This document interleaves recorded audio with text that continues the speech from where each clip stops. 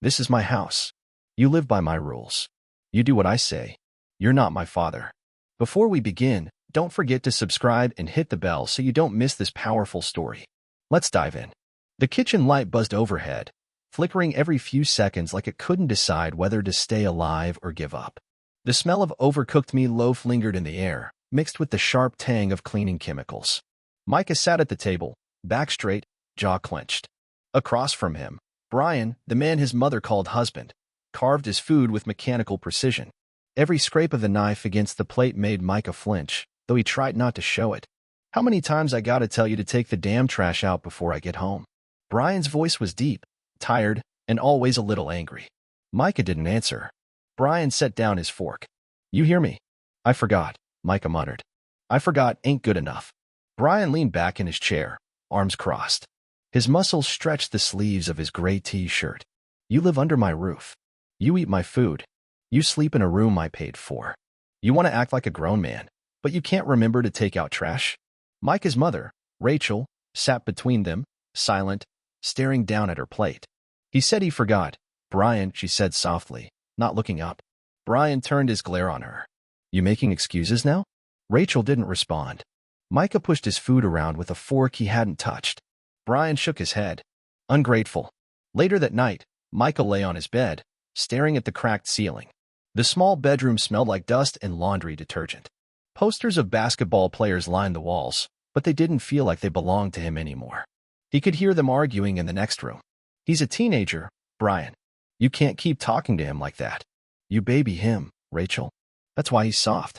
He's not soft. He's scared. Well, maybe you should be. Micah closed his eyes. The next morning, the air was cold and wet.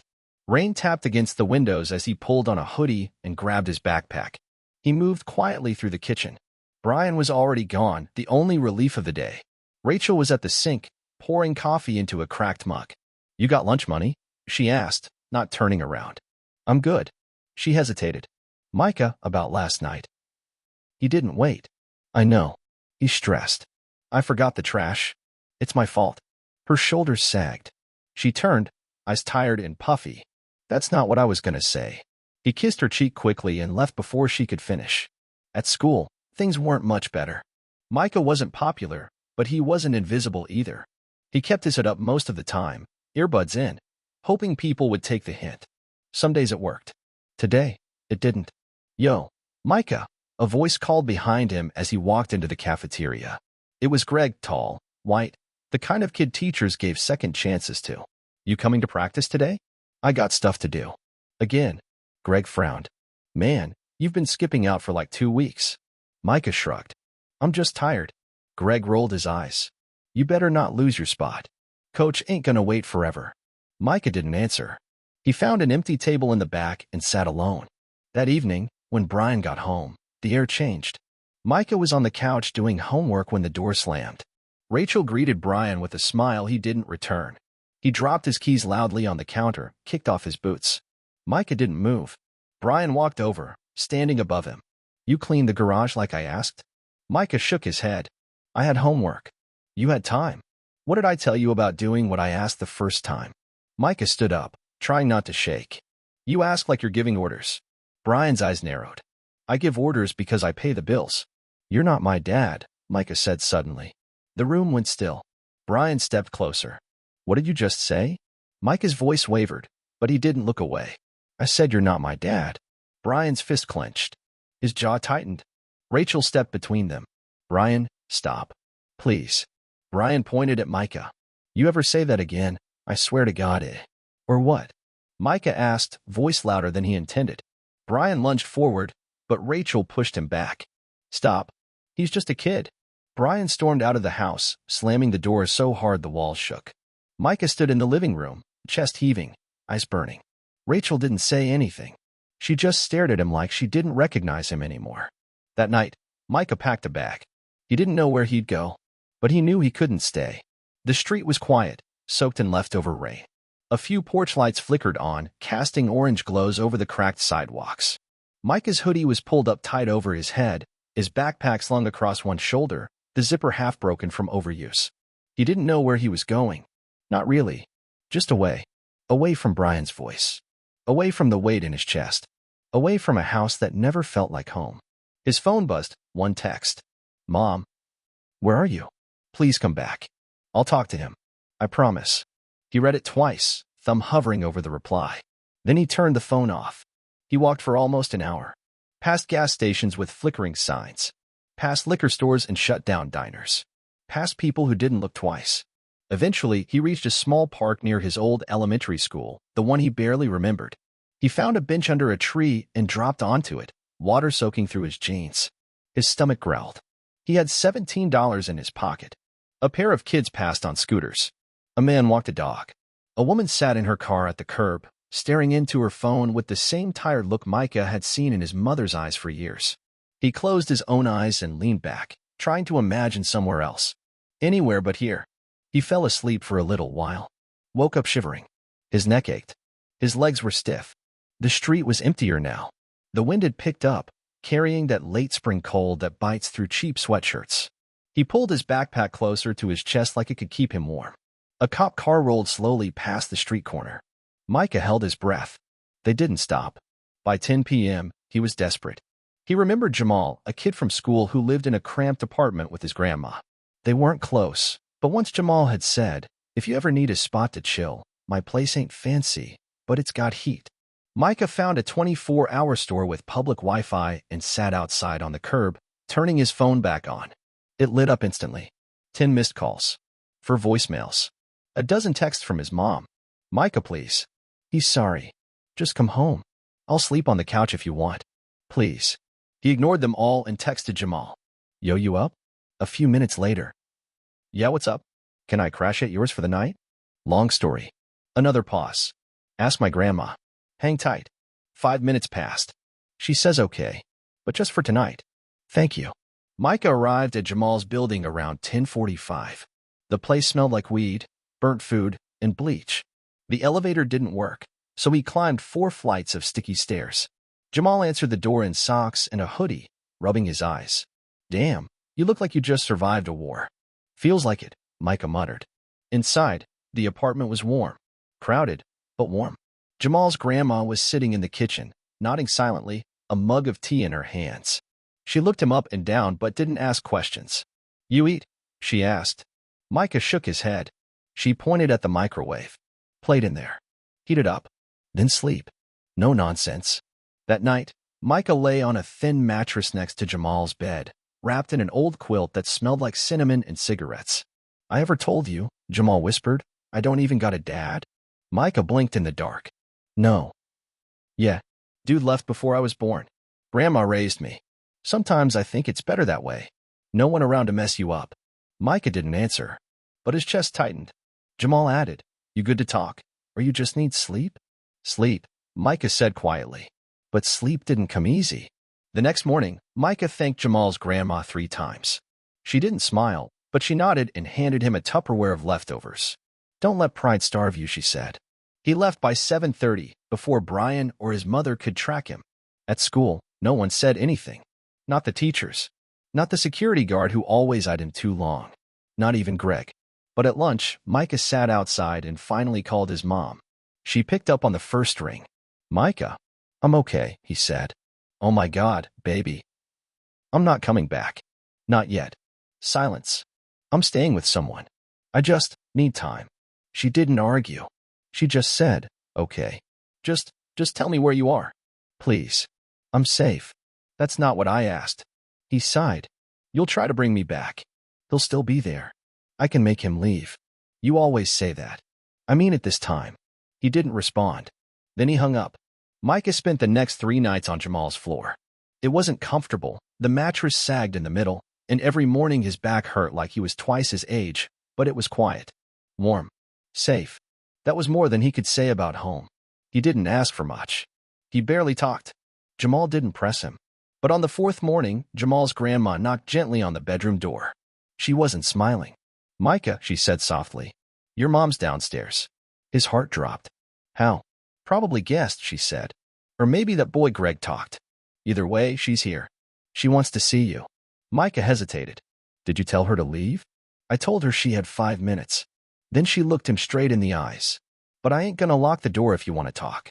Rachel stood outside the building, hugging herself in the morning chill. Her hair was pulled back, no makeup, eyes swollen from crying. She looked smaller than Micah remembered. Or maybe he was just growing up faster than she could hold on to. "Micah," she said when she saw him, her voice cracking. He stayed on the top step, arms crossed. "I'm not coming back," he said flatly. "I know," she replied. "I'm not here to drag you anywhere." That caught him off guard. "I just needed to see your face," she added. "To know you're safe." Micah didn't say anything. Rachel took a shaky breath. "Brian moved out. I told him to. After that night, after what you said." Micah's eyes narrowed. "You mean it this time?" She nodded, a tear rolling down her cheek. "He's gone. I should have done it sooner. You always say that." "I know." Silence stretched between them like an invisible wall. Neither wanted to be the one to climb it first. Finally, Rachel spoke again. "You don't have to come back right away. But I wanted you to know you can, when you're ready. It's your home, too." Micah shook his head. "It doesn't feel like home anymore." Rachel winced like he'd slapped her. Then she turned away, wiping her face. "I'll wait," she said. "As long as it takes." And she walked off. That night, Micah couldn't sleep again. Jamal was out cold, snoring softly. The apartment buzzed with the sound of late-night TV from the next room and distant sirens from the street below. Micah stared at the ceiling, remembering Brian's voice. "You live under my roof. You do what I say." But it wasn't his roof anymore. And Micah wasn't a scared little boy anymore. The next day at school, something strange happened. After third period, Greg caught up with him in the hall. "Yo, you good?" Micah gave him a look. "Why?" "Heard some stuff. Just checking." Micah hesitated. "I'm fine. You coming back to practice, or what?" Micah shrugged. "Don't know." Greg nodded. "Well, if you do, Coach says your spot's still open." Micah nodded. "Thanks." They stood there awkwardly for a second before Greg walked off. Micah didn't follow. By the weekend, Jamal's grandma pulled him aside. "I love you, baby," she said. "But I got bills. I got rules. And you got a mom who's trying." Micah looked down. She kicked him out. "That don't fix everything, but it's a start. I don't trust it." She put a hand on his shoulder. "Then don't trust words. Trust actions. Go see for yourself." Micah stood outside the old house the next day. Same mailbox with the dent. Same cracked walkway. Same blinds half falling off in the front window. But something felt different. He knocked. Rachel opened the door immediately. She looked exhausted, but softer, calmer. She stepped aside. "You can just look around. You don't have to stay." Micah entered slowly. Brian's boots were gone from the doorway. His beer bottles, usually lined up by the sink, were gone too. The house smelled like lemons and soap instead of cheap cologne. Micah walked into his room. It looked untouched, except for the note taped to his pillow. "I'm sorry, Mom." That night, he didn't stay. But he took his backpack, changed into fresh clothes, and took the leftovers she packed him without arguing. 3 days later, he moved back in. Not because he forgave, but because he was tired of running. Micah stood in the doorway of his bedroom, staring at the same 4 walls that had once felt like a cage. Nothing had changed physically.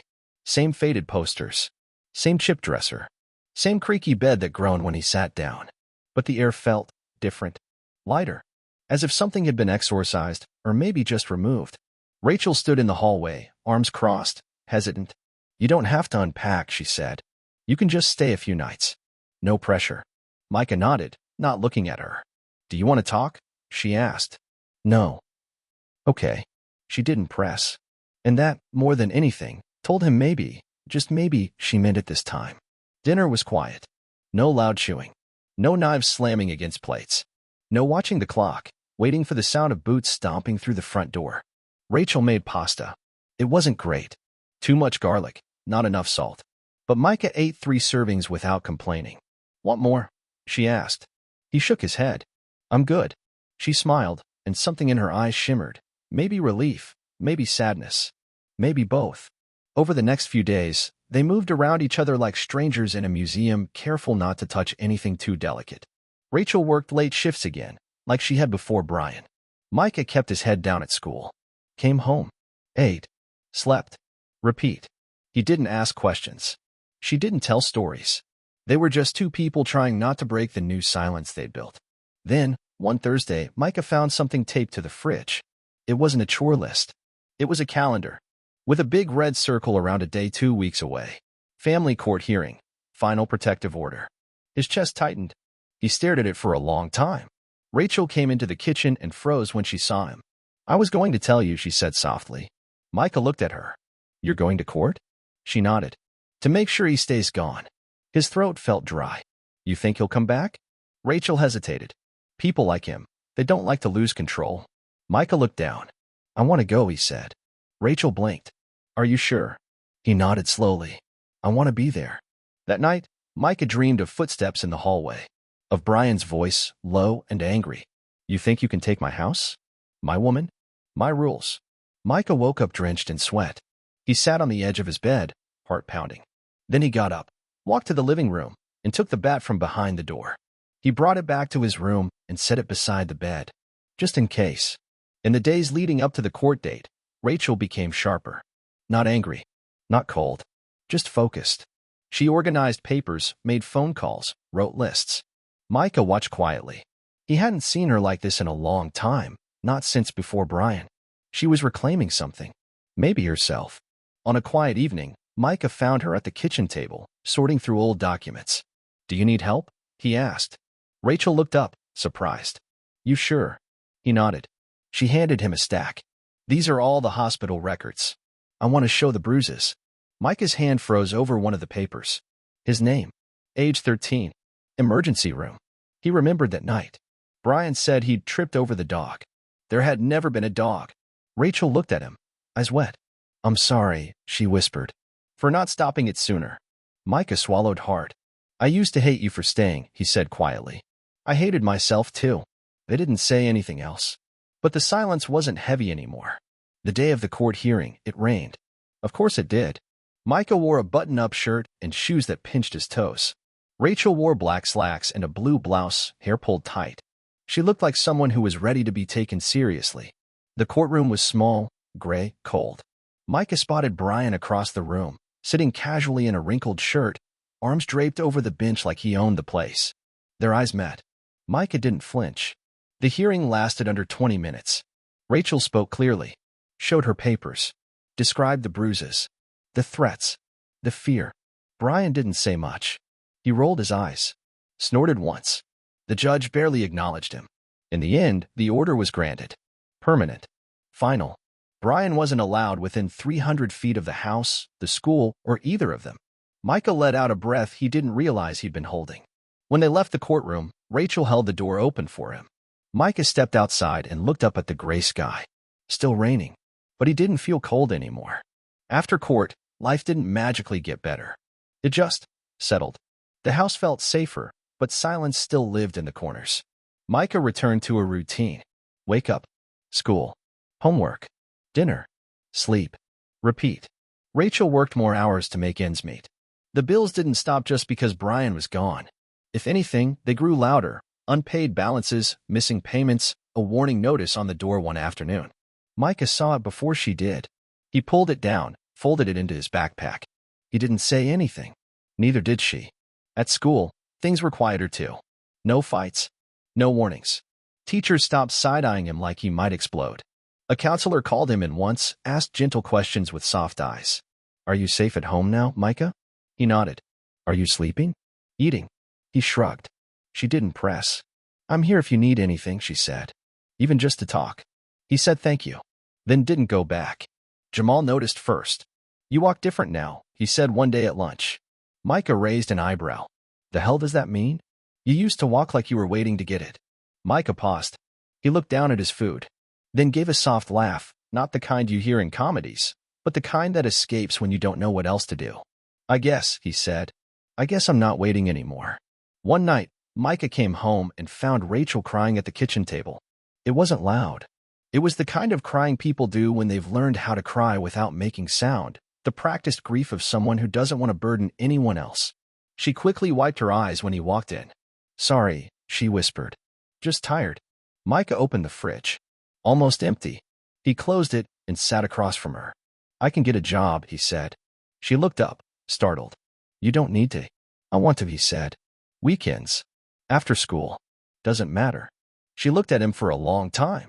Then she nodded, and her eyes filled again, but not with sadness this time. Okay, she said. If that's what you want. Micah found work at a local grocery store. Nothing fancy, bagging, stacking, cleaning. Minimum wage. Long hours. Annoying customers. But he liked it more than he thought he would. It kept his hands busy. His mind distracted. And when he handed Rachel his first paycheck, she tried not to cry again. She failed. He didn't say anything. He just hugged her. They still didn't talk much about before. Some things remained buried, like old bones under the floorboards. But one night, while watching TV in silence, Rachel asked, "Do you ever miss him?" Micah blinked. What? Brian. He thought about it. The way Brian used to let him watch football when he first moved in. The way he once fixed Micah's bike. The way Rachel used to smile before. Then he thought about the bruises. The slammed doors. The fist against the wall inches from his face. No, he said finally. I don't. Rachel nodded. Me neither. A month later, Micah got an envelope from school. Inside was a certificate. Most improved student, 10th grade. He almost laughed. It felt ridiculous, like being handed a trophy for surviving a storm you never asked to be in. He showed Rachel. She put it on the fridge with a magnet that said, "You got this." Micah stared at it for a long time, then smiled, just a little. One Saturday, while he was walking home from work, Micah saw a familiar truck parked down the street. Brian's truck. His throat clenched. His hands went cold. The court order had said 300 feet. This was way closer. He ducked behind a parked car and watched. The truck didn't move. A minute passed. Then two. Then Brian stepped out. He looked around, confused, maybe lost. Then he opened the mailbox of a house 3 doors down. Different house. Different people. Not there for them. Micah stayed hidden until Brian drove off. He ran the rest of the way home. When he got inside, he locked the door. Rachel looked up from the couch. You okay? He nodded. But that night, he slept with the bat beside his bed again. Just in case. Micah had started to laugh again. Not often, and never loudly, but Jamal noticed it one afternoon after school. They were walking home from the store, bags in hand, complaining about how overpriced chips had gotten. Micah said something under his breath about inflation being a scam, and Jamal cracked up. Then Micah did too. It wasn't much, but it was real. Damn, Jamal said, still chuckling. I missed that. I forgot your face even did that. Micah gave him a look. Did what? Smile. Micah rolled his eyes, but didn't stop smiling. Still, healing wasn't linear. Some days were fine. Other days, not so much. It would hit out of nowhere, a sound too loud, a voice too sharp, a shadow too sudden. One evening at work, a customer yelled at him for double bagging their groceries. Just raised his voice and barked, "Are you stupid?" Micah froze. Just froze. Couldn't speak. Couldn't move. The manager had to step in. The customer stormed off. Later, in the break room, Micah sat on a plastic chair with his head in his hands, shaking. His manager, a soft-spoken woman named Tanya, came in slowly. You good? He nodded. You sure? Another nod. She sat beside him. My ex used to yell like that, she said. Took me a long time to stop jumping every time someone raised their voice. Still happens sometimes. Micah glanced at her. How long did it take? She smiled gently. Still counting. At home, Rachel noticed too. Micah was quieter again. Didn't play music anymore. Didn't eat much. One night, she knocked on his door. Can I come in? He was sitting on the edge of his bed, hoodie on, headphones in, not even listening to music.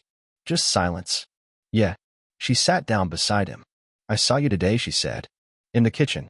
You dropped a glass, and you didn't even flinch. He frowned. Okay. Before, you always jumped. You looked scared all the time. He didn't respond. I think you're getting stronger, she said softly. Even if it doesn't feel like it. Micah looked down at his hands. I still feel broken. She reached over and squeezed one gently. Maybe, she said. But you're not shattered. At school, things shifted again. Micah's English teacher, Mr. Larson, pulled him aside after class. Hey, your last essay was different. Micah tensed. Bad? No, Mr. Larson said quickly. Not bad. Just real. You wrote about the feeling of being watched in your own house. The way silence can feel louder than yelling. It hit hard. Micah shrugged. I didn't know what else to write. I'm glad you wrote it, Larson said.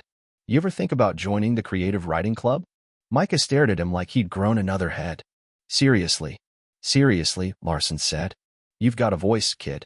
People need to hear it. Micah didn't say yes. But he didn't say no, either. That weekend, Rachel surprised him. She bought a second-hand desk and put it in his room. "You always do homework at the kitchen table," she said. "Figured you might want your own space." Micah stared at it. Worn edges. A few scratches. But solid. His own space. He didn't have words. Instead, he unpacked his books and lined them up carefully. Put his favorite pen in the top drawer. Taped a note to the inside that said, "You're not him." Just in case he forgot. Micah wrote more after that. At night. On breaks. On the back of receipts and in the margins of notebooks. Little pieces of himself he never said out loud. He never showed anyone. But it helped. Then, one afternoon, a police car parked outside their house. Micah looked out the window and froze. Not moving. Not breathing. Rachel came into the room, saw him at the window. "What's wrong?" "Cop," he whispered. "Outside." She looked. The officer was just walking up to a neighbor's house, chatting casual. Nothing to do with them. Rachel touched Micah's shoulder. "He's not here for us." Micah nodded slowly. But that night, he double-locked the door. Just in case. One Sunday morning, Micah woke up before the sun. The house was still, no TV, no clatter from the kitchen, no sound of feet on the old wooden floors. Just the slow hum of the fridge and the ticking of the cheap clock in the hallway. He stared at the ceiling for a while, then got up, threw on a hoodie, and went for a walk. The streets were empty. The sky a dusty blue. Birds hadn't started singing yet. Micah walked past the old corner store, the alley where he once hid from Brian's truck, the bench where he'd spent a night when he first ran away. Each place whispered something. He didn't stop. He kept walking until he reached the park near his elementary school. Same rusted swings. Same broken fountain. He sat on the bench. And for the first time in a long time, he let himself cry. The tears weren't loud or messy. They didn't come with screams or sobs. They were slow, tired. Like his body had been holding them back for so long it forgot how to release them. He cried for his mother. For himself. For all the nights he'd clenched his fists and stayed silent. For the bruises. For the apologies that never came. For the fear that still lived in his bones. When he finally wiped his face, the sky had lightened. A jogger passed, headphones in. Someone walked their dog on the opposite path. Life went on. It always did. Micah didn't tell anyone about that morning. But something shifted after it. He started writing more seriously.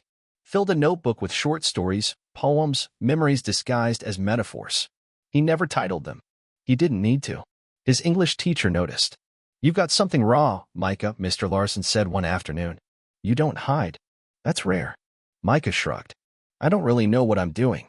"That's the best kind of writer," Larson smiled. Then he handed him a flyer. "Youth Writing Contest, theme, what home means to me." Deadline, 2 weeks. Micah read it twice. "Home," he repeated quietly. Larson raised an eyebrow. "You got something to say on that?" Micah looked down at his hands. "Maybe." That night, he stared at the flyer for an hour. Then he opened his notebook and wrote 4 words at the top of the page. Home doesn't mean safety. The next few days, Micah poured himself into it. He wrote during lunch. At work. On receipts. In bed with a flashlight under the covers. Words spilled faster than he could control them, sharp, honest, ugly, true. He didn't care if he won. He just needed it out. By the time he finished, it wasn't just a story. It was his story. And he wasn't afraid of it anymore. A week later, Rachel found the draft on the desk. Micah walked in just as she was reading the last lines. He froze. "You weren't supposed to it." She looked up, eyes full. "You wrote this." He nodded. "I didn't know," she said softly, voice trembling. "I didn't know you remembered it all so clearly. I never forgot." She reached for his hand. "I'm proud of you," she said. "No matter what happens with the contest." Micah didn't say anything, but her words stayed with him longer than any trophy ever could. The day the results came in, Micah didn't check the email. He went for another walk, this time in daylight. This time, he wasn't running from anything. When he got back, Rachel was in the kitchen. She smiled before he even said anything. "You won." Micah blinked. "Wait, what?" "The contest. You won." He stood there, stunned. "They want to publish it," she added. "In a local youth anthology. And they're inviting you to read it next month at the community center." Micah sat down slowly. He hadn't thought about anyone hearing it. He hadn't thought about saying it out loud. His chest tightened. "I don't know if I can do that." Rachel nodded. "You don't have to. But if you do, I'll be there." That night, Micah stood in front of the mirror and read the story out loud. He hated his voice at first. It cracked. It stumbled. He skipped words. But the second time, it was steadier. The third time, stronger. By the fifth, it felt like his voice. Not Brian's. Not Fear's. His. The community center was packed. Not just with folding chairs and sticky juice cups, but with something else Micah couldn't name. A kind of quiet energy. Anticipation mixed with nerves. He sat near the back at first, hood up, notebook clutched in his hands like it was armor. Rachel sat beside him, calm but alert, like a bodyguard with a mother's heart. "You don't have to go up if you change your mind," she whispered. Micah shook his head. "I want to." He did. But his stomach didn't believe him. They called the other winners first, a girl who wrote a story about her grandmother, a boy who performed a rap about eviction. The crowd clapped after every piece. Micah's name was last. He stood slowly, walked to the front like the floor might fall out beneath him. When he reached the microphone, he looked down at the page in his hands, the same one he'd rewritten 5 times. The one Rachel had cried over. The one that had, somehow, brought him back to himself. He cleared his throat and began. "My name is Micah, and this is called What Home Means to Me." His voice trembled on the first line, then steadied. He read about the sound of fists hitting walls, about hiding in closets with his breath held, about his mom's bruises and the nights she slept with her shoes on, just in case. He read about running, about sleeping on Jamal's floor, about the kindness of people who had nothing and the silence of those who had everything. He read about returning, not to forgive, but to survive. And finally, he read, "Home is not a place. It's a choice. And sometimes, it's a battle. But I choose to stay. I choose to fight for it. And I choose to heal, even if it takes the rest of my life." When he finished, there was no sound. Not at first. Then applause. Loud. Real. Not polite, but felt. Rachel stood too, clapping through her tears. Micah looked out at the crowd. No one was filming. No one was judging. They were just listening. Afterward, strangers approached him. A woman in her 40s hugged him and whispered, "I left too, once." A teenage boy nodded and said, "That was real, man." Even Jamal showed up, late and out of breath, but grinning like an idiot. "You didn't tell me you could write," he said. Micah smiled. "Guess I didn't know either."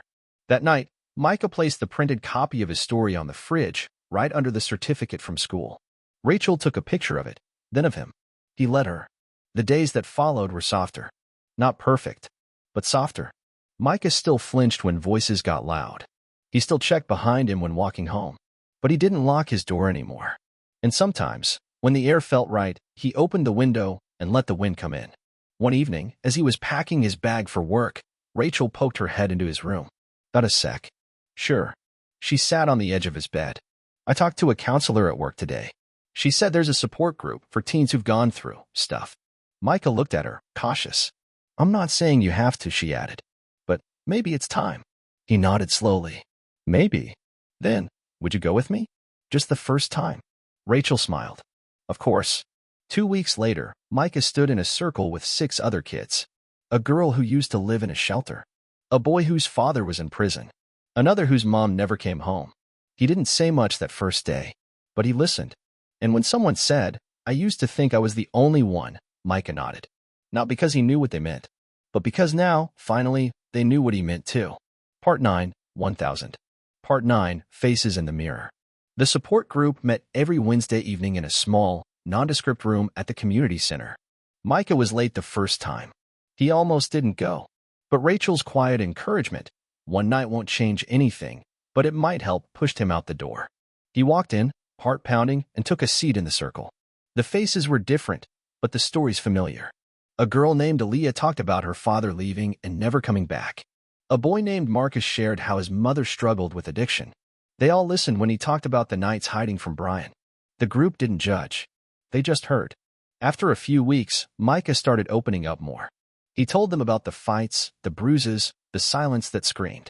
He talked about Rachel and Jamal, about the bat beside his bed, about the moments when the world felt like it might swallow him whole, and the moments when it didn't. The group became a lifeline, a place where pain wasn't a secret. One night after group, Rachel and Micah sat outside on a bench. The air was crisp, the stars pale. "I'm proud of you," she said. Micah looked at her. "You think I'm brave?" She smiled. "You're more than brave. You're surviving." Micah laughed softly. Feels more like fighting, he said. At school, things improved. Micah's teachers stopped watching him like he was a problem. He joined the creative writing club, encouraged by Mr. Larson. Jamal and some other friends started hanging out more. For the first time, Micah felt like he belonged somewhere. But healing wasn't perfect. One afternoon, while walking home, a car sped by, and someone yelled a racial slur out the window. Micah froze. The words hit deep. His heart raced. He wanted to run, but he didn't. He kept walking. That night, he wrote about it. Words pouring onto the page. Anger, fear, hope, pain. He realized that the scars, visible or not, would always be part of him. But he was no longer defined by them. He was more. Rachel watched him one evening, reading over his shoulder. You're turning pain into power, she said. Micah looked at her. Maybe one day, he said. Maybe tomorrow. The day of his reading at the community center arrived. Micah woke up early, nerves twisting his stomach into knots. He stood in front of the mirror, smoothing down his shirt, practicing his breathing. Rachel was there, quietly supportive, making sure he had everything he needed. Remember, she said, this is your story. Your voice. No one can take that away. He nodded. At the center, the room was packed again. Friends from school, the support group, neighbors, and strangers. Micah felt the weight of their eyes. He took the stage, opened his notebook, and began to read. His voice was steady this time. The words flowed clear and strong.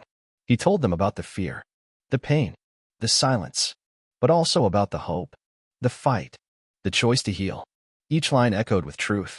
The crowd was silent, listening, feeling, understanding. When he finished, the applause was thunderous. People stood, clapping. Rachel wiped tears from her eyes. Jamal gave a thumbs up. Micah smiled, feeling something warm and new bloom inside. Afterward, a woman approached him. She worked at a local youth center. We want to start a program for teens like you, she said. Would you help us? Micah thought about it. About how far he'd come. About the nights he wanted to give up. About the strength he found in writing his story. I'd like that, he said. Back home, the house felt different.